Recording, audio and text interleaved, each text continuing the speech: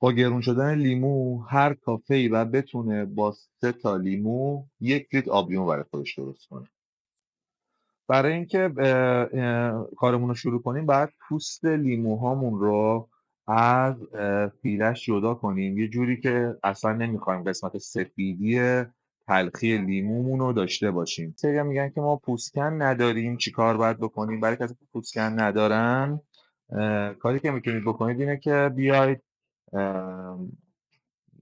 لیموهاتون رو مثل پرتقالی که حالا توی خونه به قول من پاچ میکنید اینجوری چند قسمت تبدیل کنیم. ما میایم چیکار میکنیم؟ میایم خود اینجوری پوسته رو جدا میکنیم، ولی این دفعه همراه با قسمت تلخیه. برای اینکه تلخی رو از بین ببریم باید چاقوتون رو بذارید این کف و تلخی های لیموتون رو بگیرید ازش چندین بار اینجوری افقی با لبه چاقو فشار میدید که این تلخی‌ها از بین بره.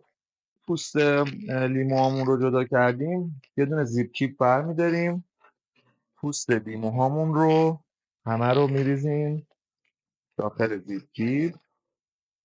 بهترین کار اینه که فعلا یه ذره اینجوری مالشش بدیم. میخوایم روغن لیموهامون در بیاد. برای 3 تا لیمویی که در نظر گرفتم 35 الی 40 گرم اسید سیتریک یا همون جوهر لیموی خودمون قشنگ پخش کنید بین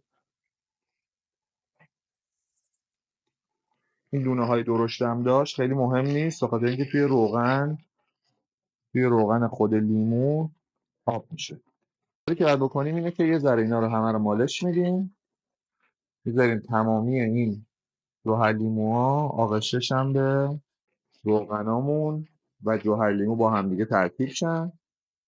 میکسمون رو توی جایی که نه خیلی خنک باشه نه خیلی گرم به مدت 3 ساعت 2 الی 3 ساعت میذاریم بمونه. برمیگردیم بهتون میگم چیکارشون میکنیم. خب بعد از گذشت 2 ساعت همونجوری که میبینید تمامی جوهر لیموهای ما تبدیل مایع شده و روغن پوست لیمومون رو به خودش گرفته.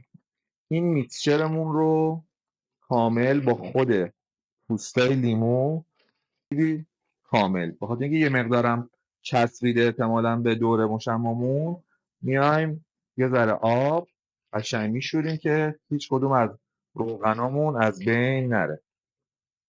اگه یادتون باشه 3 تا لیمو داشتیم. 3 تا لیمومون رو به اضافه 1 لیتر آب وارد بلندر میکنیم. تمامی مواد رو با هم دیگه بلند. خب محلول ما آماده است. توی کافه یا خونتون به هر ابزاری که داریم بعد اینو فیلتر کنید. من میخوام از فیلتر قهوه استفاده کنم، از کافی فیلتر. شما میتونید از دستمالای تنظیف، از این دستمالای یک بار مصرف پارچه‌ای یا مثلا کلاهای یک بار مصرف پارچه‌ای استفاده کنید و در نهایت محلولمون رو فیلتر کنید. محلول ما آماده است. الان میتونیم که میکسمون رو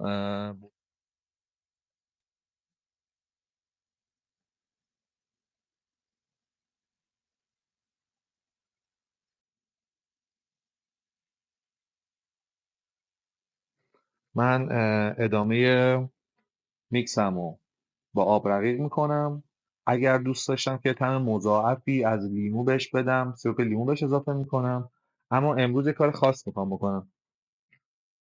به جای اینکه بیام عطر لیمو بدم میام عطر لیموی خاص بهش میدم. یه کوچولو سیرپ لیمون گراس به میزان خیلی کم، فقط به خاطر اینکه طعم تیزی لایم رو بهم بده. از سیرپ لیمونگراس استفاده میکنم. آپشناله، میتونید این کارم نکنید، ولی من دوست دارم یه ذره آب لیمون بالانس تر باشه و با آب پرش میکنم. تقریبا میکسم آماده است. با آبم رقیقش کردم. این میکستون تقریبا 2 هفته تا 1 ماه توی یخچال سالم میمونه. هر چی که فیلترتون رو بیشتر انجام بدید ذره ای توش نباشه موندگاریش بالاتر. کاملا طیف یه آب لیمون فرش رو داره. از نظر اسیدیته بالانسه. میگم بیشتر از این میتونید اسیدیش کنید ولی دیگه خیلی ترشی خیلی زیاد هم توی نوشیدنی‌ها اسید خالص بودن رو به نوشیدنیتون میده. خیلی دوست نداریم که نوشیدنیمون اسیدی شه، ولی 1 لیتر آب لیمویی که کامل توی نوشیدنیتون داره استفاده میشه رو میتونید با 3 عدد لیمو تازه داشته باشید با یه طعم بسیار عالی که شاید واقعا کسی نفهمه که این یه سوپر جوسه و همه فکر میکنن که یه آب لیمو تازه است. امیدوارم که از این ویدیو لذت برده باشید. سابسکرایب یادتون نره.